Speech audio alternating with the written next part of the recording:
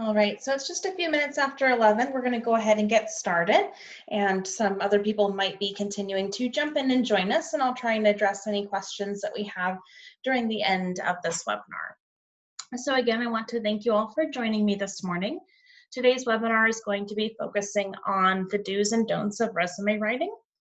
As we are going through this difficult time of coronavirus, a lot of you might have some downtime to be focusing on taking on this project. And I just wanted to give you all some of the best resources when putting together your resume, especially when applying for positions online, because we do have some different things to think about.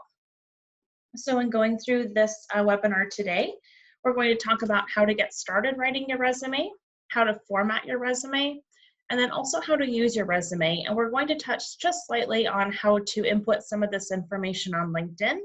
But I do have a separate webinar that will be running tomorrow as well as next week that covers LinkedIn in much more detail. So I do encourage you to sign up for that one as well. I do have all of the attendees muted at this point just so that we can eliminate any background noise, but we will be opening up for questions at the end of the webinar, and you can also use the chat. But please know that it's just me, so I might not be able to deliver the webinar and monitor the chat both at the same time. So I appreciate your patience. And then also this is going to be recorded so that we can share it with others that need it and weren't able to make it at this time.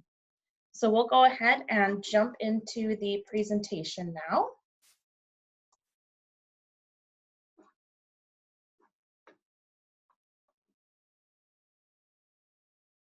And experiencing our first technical difficulty that I can't figure out how to move the slide. There we go. All righty. So my tagline here at HiConsulting is reaching your greatest potential. And so that's what we want to continue to do today. Just sharing a little bit about me. So my name is Hillary Ken. My last name is pronounced Ken, like the Barbie doll, K-E-N. I'm the president and founder of HiConsulting Services, which I opened back in 2017. So I actually just celebrated 3 years of owning the organization. I have a master's degree in industrial and organizational psychology, which is a really fancy way of saying human resources. And I have a lot of experience in operations management, sales, marketing, and human resources. I'm also very heavily involved with our local community. I participate a lot with Local First Arizona. I'm on the board for AZ Talent Co-op and do volunteer work with Career Connectors, which I believe we have some folks from that organization here as well. If you don't know of Career Connectors, they're a fantastic organization and I encourage you to check them out.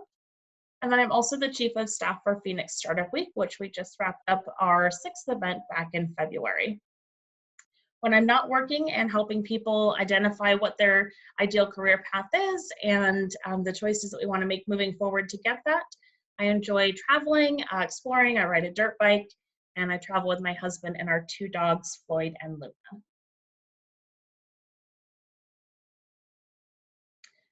So first, we're going to get into some of the nitty-gritty basics about resume writing. One of the key terms that you're going to hear me talk a lot about are applicant tracking systems.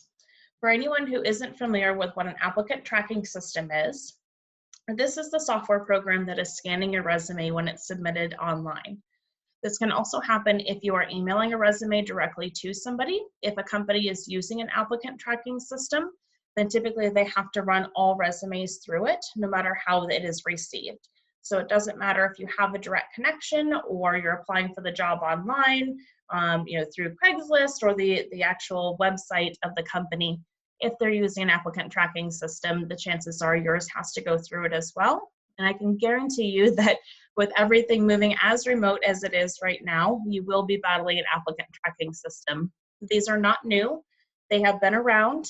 They've been around for more than a decade, but we have started to see much more widespread use of the systems as they do really help recruiters nail down some of the candidates that are the best for that position. But now with much more things moving to remote, myself sitting in my bedroom right now to deliver this webinar, we're going to see even more use of these applicant tracking systems. And the reason that it's important is that it really does impact how you write your resume, the content that you include on your resume, and also the way that you format your resume. So we are going to spend some time talking about this and want to make sure that we're keeping this top of mind as we're creating your resume document.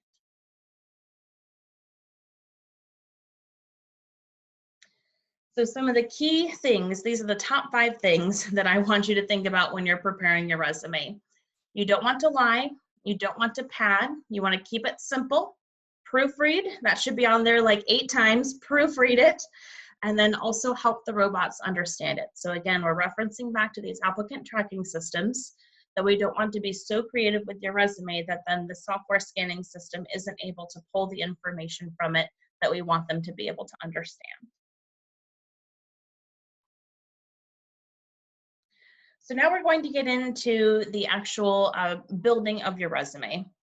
So if I have any clients on the call, you might recognize some of the material that I'm about to share, but we always want to start by creating an outline and asking yourself some questions. And we're going to go over what some of those questions should look like. You also want to identify examples of roles that you would like to apply for.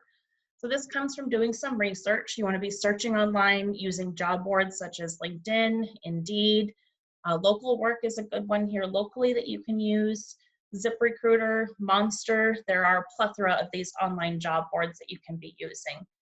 And what you want to do is identify examples of roles that you would be interested in applying for and save those in some type of bank. So you can use a spreadsheet, you can use a Word document to copy and paste, but you want to get at least 3 to 5 that you think would be a really good fit for you and what interests you the most. So once you've done those 2 things, then you want to start cataloging all of your experience. And you want to do this in more of a structured layout format or using a questionnaire. I want you to think back kind of to like your middle school days, maybe high school, where you had an essay to write to turn in. And the one thing that your teacher would likely recommend is to start by doing an outline. So this is kind of like your outline of what you want on the resume. But the information that you're going to include in your layout and questionnaire can be much more detailed. It can be much more comprehensive than what we might actually pull to put on the actual resume document. And I'm going to talk a little bit more about that later, about why that's so important.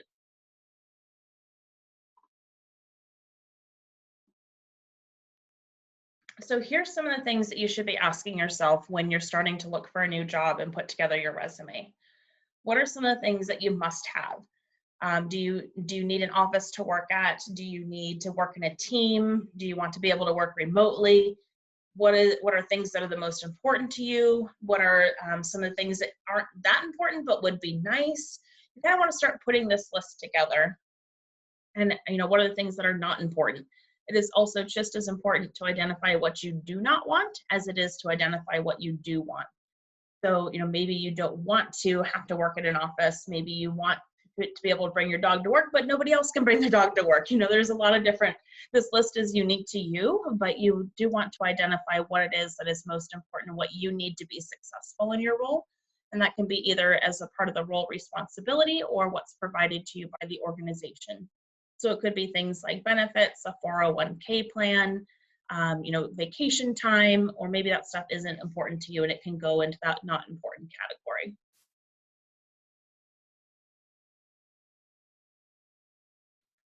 So this is the type of questionnaire that I like to use, and I'm going to bring this up on a larger screen, but just for the purposes of briefly going over it.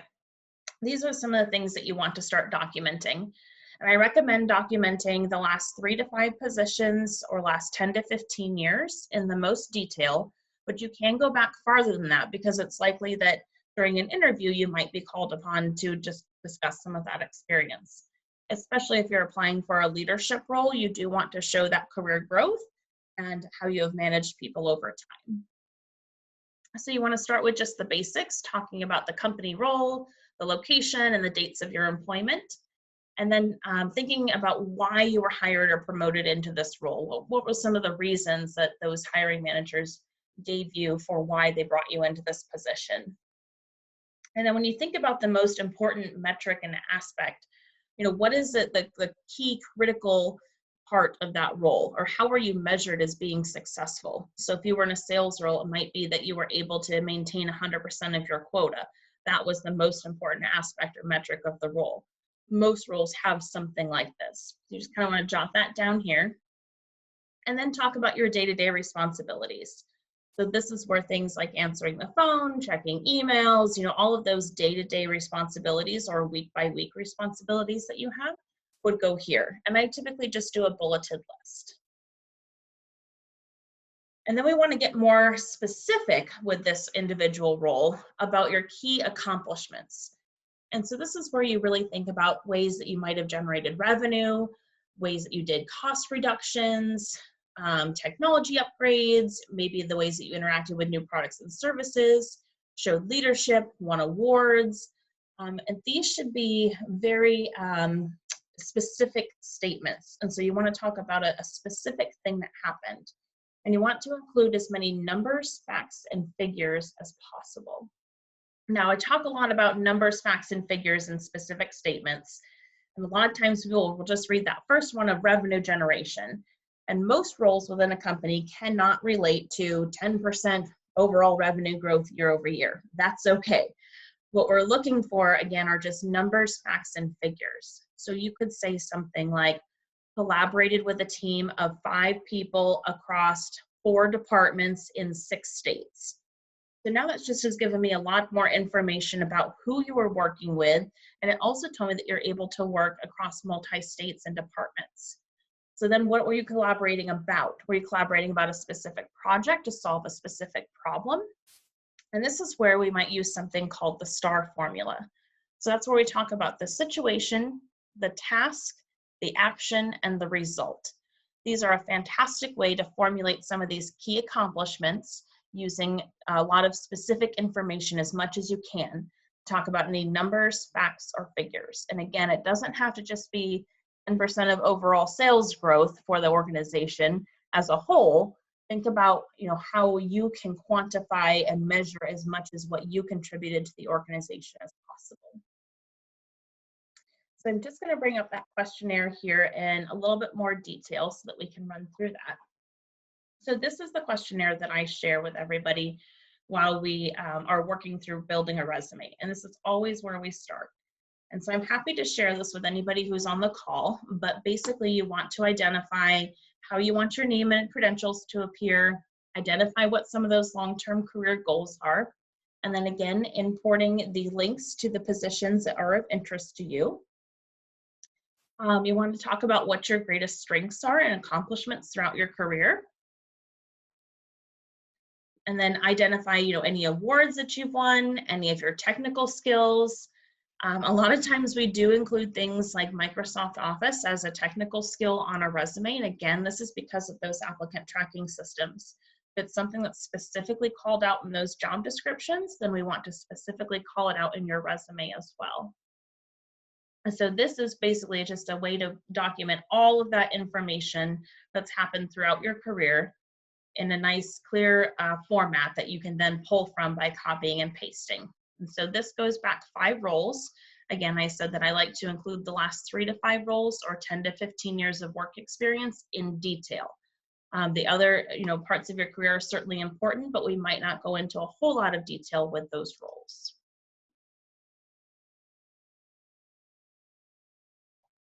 So there's some key must-haves on a resume. The first one is absolutely your contact information. Believe it or not, I do see a lot of this in the resumes that I'm reviewing, is that the contact information is not included on the resume, and it absolutely should be. You should have your first and last name, a phone number, and an email address at a minimum.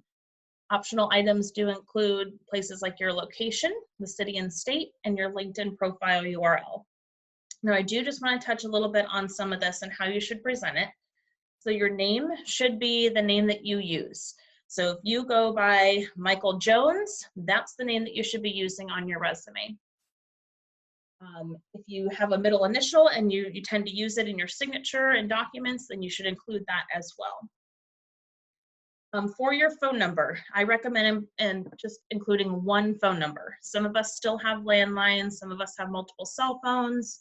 You just want to pick one phone number as the main phone number for someone to contact you. You give somebody a choice, it gives that 1 second of pause of which phone number should I call, and that can make a difference. Just include one phone number, and you do not need to label it as a cell phone or home line or work, just include the phone number. And same with the email address. Just include one email address. Many of us have multiple. I have multiple. I have a personal, I have a work, I have a spam one that I use just to sign up for newsletters. So you just want to pick one email address to use for your job search and keep that consistent across all of your documents. It should also be a professional email address. So it shouldn't be little Franny Foo 221 at Yahoo. It should be, Michael Jones at yahoo.com, Hotmail, whatever provider it is that you're using.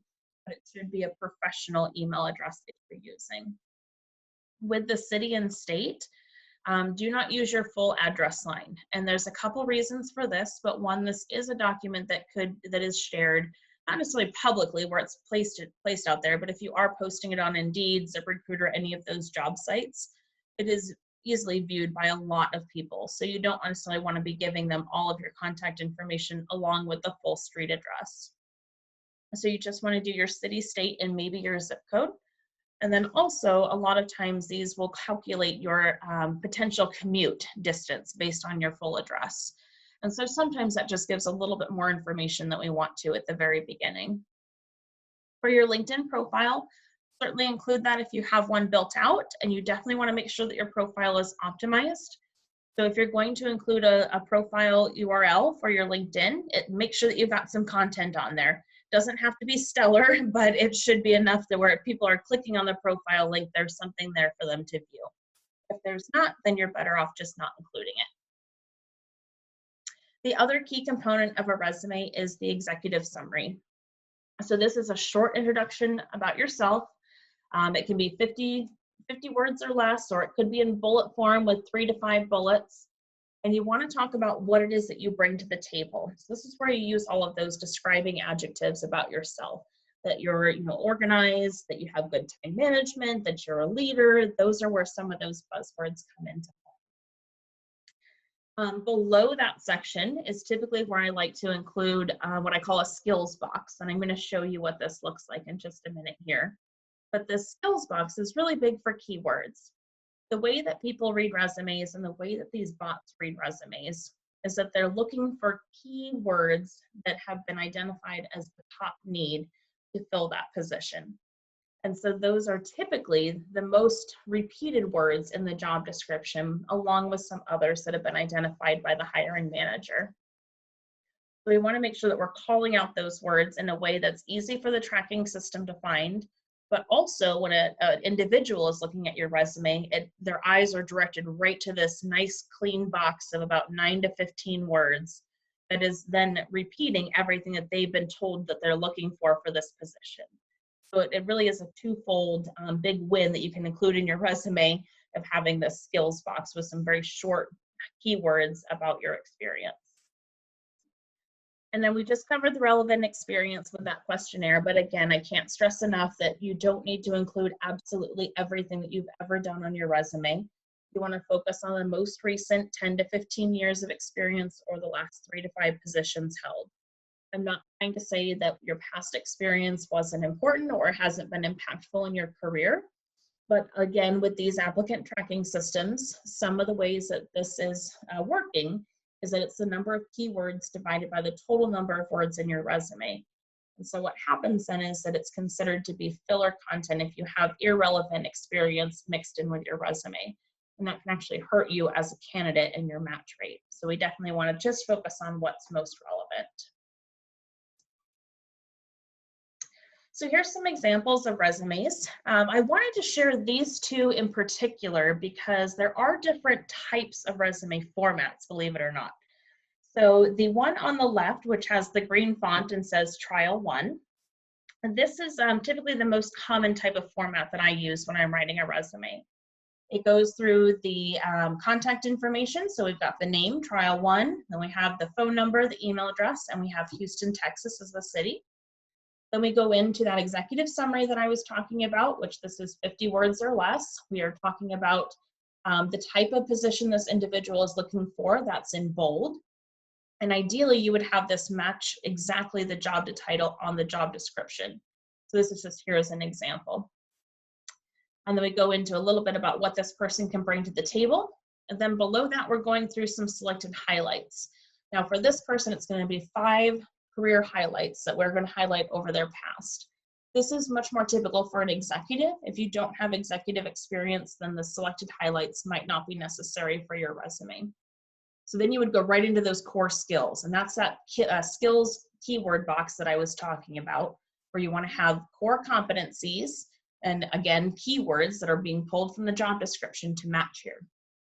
Then we go into the professional experience, and that's where it's more traditional resume writing, where you're detailing your general responsibilities, but then you can also see with these bullets that we have very specific information, that we established a technology process and managed customer issues by doing this specific program.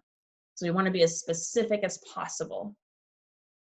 Now on the right, where we have name in the red font, this is what we call a functional resume.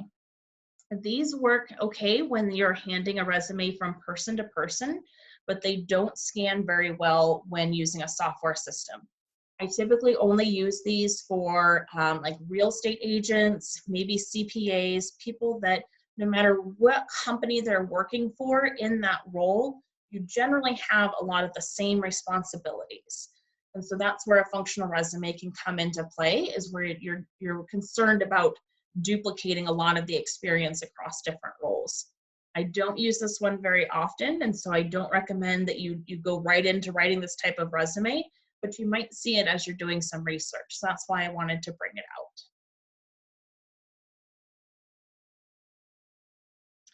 So one of my favorite things to say is that the surest way to find a spelling and grammar mistake is to hit send. When I do this in person, there was actually several typos on the last page with those resumes, and so I asked people to take a look at them. And I like showing those as an example because that on the green one, this, let me go back here. Oh, well, I guess I don't know how to go back. So, but anyways, on the green resume, there was a couple typos that I had actually sent those out as a draft for someone to review.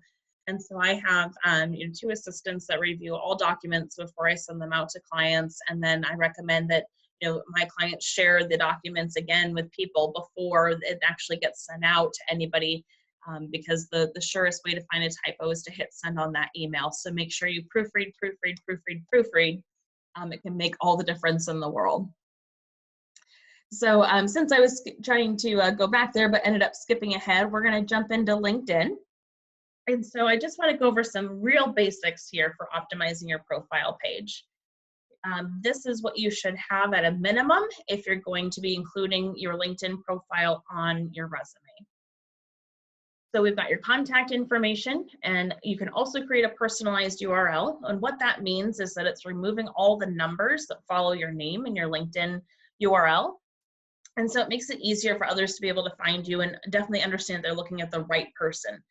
Use Michael Jones as an example a lot. Well, there's a lot of Michael Jones out there. And so if you have a common name like that, you definitely want to make sure that people are comfortable in knowing that you found the right Michael Jones. And the best way to do that is by using a personalized LinkedIn URL. Also, a lot of companies do Google searches on their employees or candidates before they bring them in. So that also helps them know that they found the right candidate, and LinkedIn and Google algorithms do work pretty well together. So if they're searching your name and you have a personalized LinkedIn URL, it will come up, more likely come up in those search results.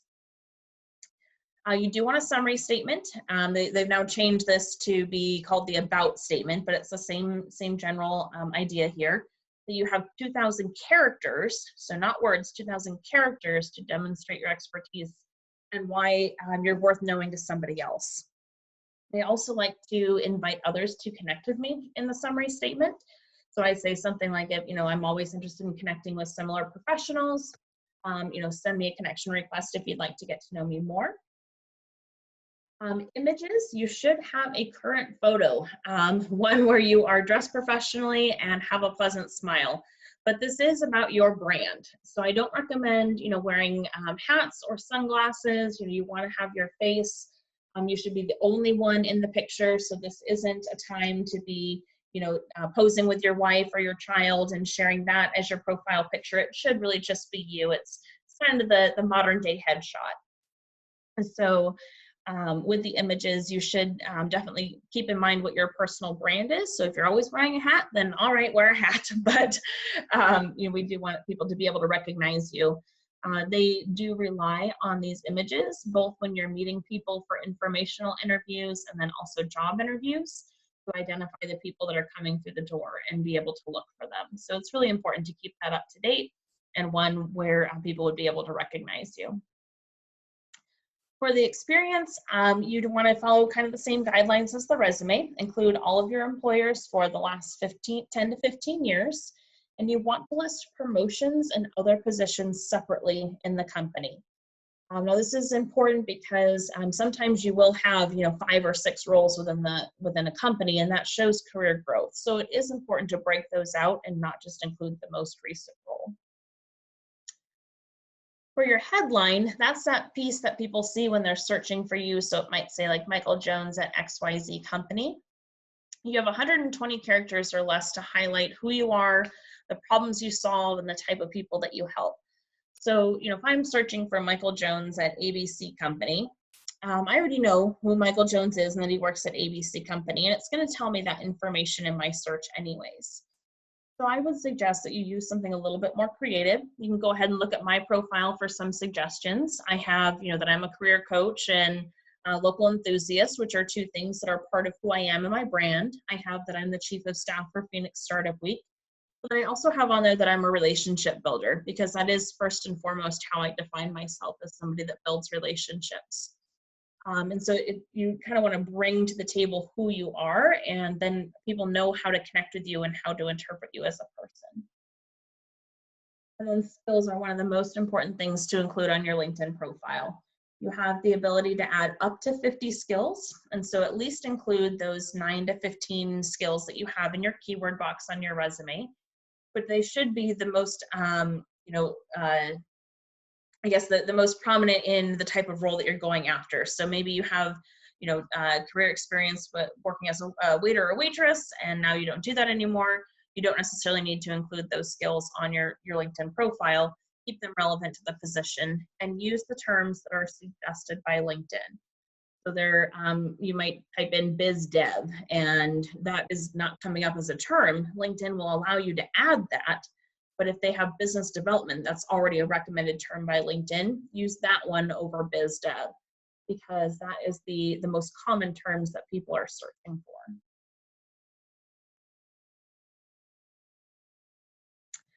Now, this is something that I added in for today because creating content right now is crucial for visibility. Within the last 5 days, Americans have been online more than ever before, and they are reading content. People need things to do. They're looking for support. They are looking for ways to connect with others, and we are doing this through content. So right now, if you are on a job search, one of the best ways to get some visibility right now is to contribute to the LinkedIn platform. And I get a lot of hesitation from clients about contributing to LinkedIn, because it's known that it's a social media platform, but it's also professional. So what's the best thing to share? How do you really do this? So there's some really, really easy ways to contribute to LinkedIn. So we're going to work backwards across this slide. The easiest way that you can contribute on LinkedIn is to like, share, and comment. So LinkedIn works the same way as many other social media platforms. The more that a post is engaged with, which means that people are liking, sharing, and commenting on it, the more visibility it's going to get throughout the entire platform. So by liking and sharing other people's posts, it does tell them that they have created good content that was worth sharing. So now that individual who originally created it knows that this is a topic of interest. And it also helps give them visibility as well. So it's kind of a two-way thank you there, where you're getting visibility and they're getting visibility. So liking is the easiest. You can also share it, so then it goes on your page. And you can also comment. And when you comment, try and do something that's a little bit meaningful. You can call out a specific sentence in the article, or say, this really relates to me because, try and move that conversation along. The middle ground road is to create your own post. So creating your own post is really similar to creating a Facebook post, creating an Instagram post. Basically, you just want to share some information. It can be a video, it can be an article, it can be a picture, and you want to include some text with it. And you just want to say something like, this is a really helpful podcast for me. This is what I like about it, and share it. And that's what you're trying to do, is just share this information because it's helped you in some way. So therefore, it's likely going to help others. The last thing is writing articles. Articles should be a minimum of 500 words. Really, they should be closer to 800 or 1,000 or even 1,500. The longer articles get much more visibility, believe it or not. People are much more likely to sit down and read a longer article than they are to flip through some of these quick ones. So rather than just trying to push out some content, I would really try and make this very meaningful, very in-depth content. And you want to make it similar to how a blog is structured. So you want to use headlines, you want to use sub-headlines, and you can go to my blog to see some examples of how to create blog results, how to create blog posts and really drive some results with that. These do tend to get to the most visibility, but they're also the most time consuming. And so here's a slide here. You guys can just sort of take a screenshot of that, but that's just some of the things that you can share on LinkedIn to contribute to the platform. The reason why it is so important to be sharing on LinkedIn just in general is that we're all trying to establish ourselves as credible and thought leaders and, candidates that should be worth considering for these positions. And so even though we can put together an awesome resume document, we still have to be vetted as a candidate. We still have to go through the interview process. So that resume document is really just the first piece of the puzzle here. It's what I like to call one of the tools in the toolbox. So having that resume is not a magic sauce. It's not a magic answer to ensuring that you're going to get some type of position. It's just opening up that door for you to be considered. And then all of these other things come into play and help get you that interview and get you that offer for the position.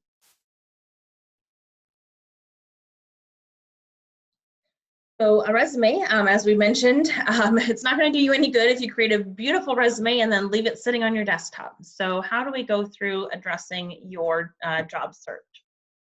So this here is a screenshot of the job search tracker that I use with my clients.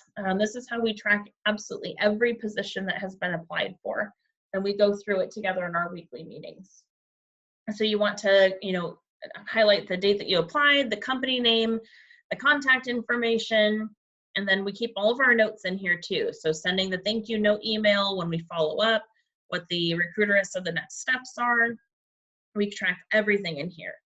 Now, while you're executing a job search, it is great to be applying for jobs, but this is also a way to also a time to be maintaining your network. So you want to be doing things like attending these webinars. You want to be having conversations with other people, highlighting the target companies that you want to apply for. That's another strategy that we use. So maybe you want to work at PetSmart. Well, then we'll go through PetSmart's open positions and see, what might be applicable to you. So we want to target companies as well as maintaining your network by having conversations and then being active in your community. And right now that's going to mean virtually, being active virtually in your community, but it is, supporting others and the types of things that they're trying to put on right now as well. So I have here some resources for you. And again, I'm happy to share any of these through email if you guys aren't able to take a screenshot of them. I do have a blog where I post a lot of content talking about best tips for cover letters, resumes, LinkedIn, interview preparation, and then a job search strategy overall. Career Connectors, I've mentioned them a couple times. They have a free DISC assessment available through their website, and the link is here. A DISC assessment is a fantastic place to start if you're not sure about where you want to go in your career or where you might fit into an organization. So I definitely encourage you to take the assessment if you haven't done it before. We talked a lot about applicant tracking systems, and VMOC is a great website to be able to run your resume through once. You can do it once for free, and it's going to give you a lot of feedback on areas for improvement. So it's a great resource to be able to use to sort of test your resume. There's also jobscan.co, and they help you identify what some of those keywords are that you should be including in your resume. You do get a certain amount of free scans with them, and they do require you to pay a monthly subscription fee. if you're really active on the job search, it might be something that you consider doing. And then also Glassdoor offers a really great salary estimator. I'm expecting some fluctuation in that. We'll see where all of this lands, but you definitely want to know your worth, and you'd be negotiating salary for what you are worth in the marketplace. So that is the end of today's webinar. I'm certainly happy to stay online for the next 20 minutes and answer any questions that anybody has. So I'm going to go ahead and stop the recording now, but open up the microphone so that anybody can jump in with anything that they would like to address or ask.